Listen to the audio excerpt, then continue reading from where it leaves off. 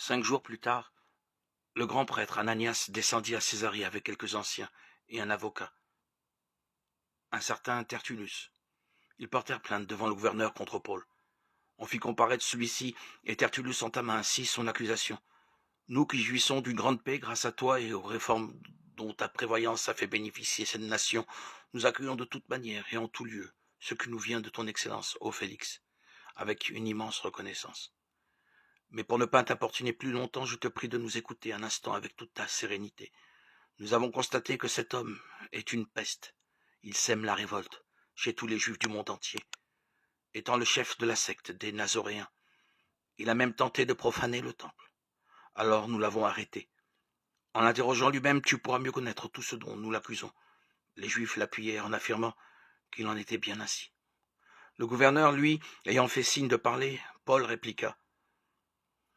Sachant que cette nation t'a pour juge depuis des années, c'est avec confiance que je présente la défense de ma cause. Tu peux vérifier qu'il n'y a pas plus de 12 jours que je suis monté à Jérusalem pour adorer le Seigneur.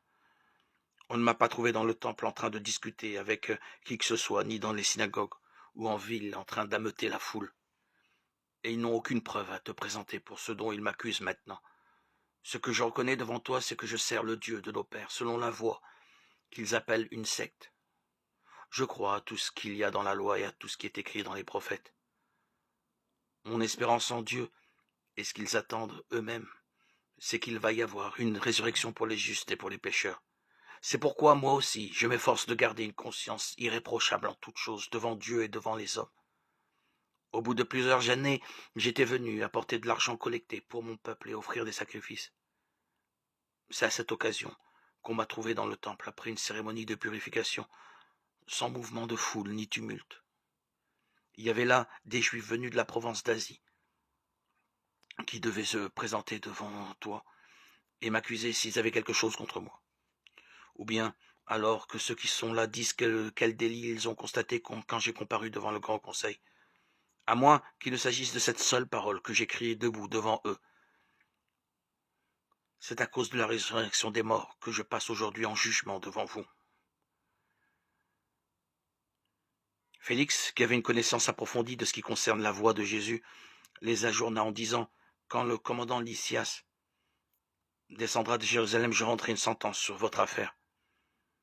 Il ordonna au centurion de le garder en détention, mais dans des conditions moins strictes, et sans empêcher les siens de lui rendre des services. Quelques jours plus tard, Félix vint avec sa femme Drusille, qui était juive.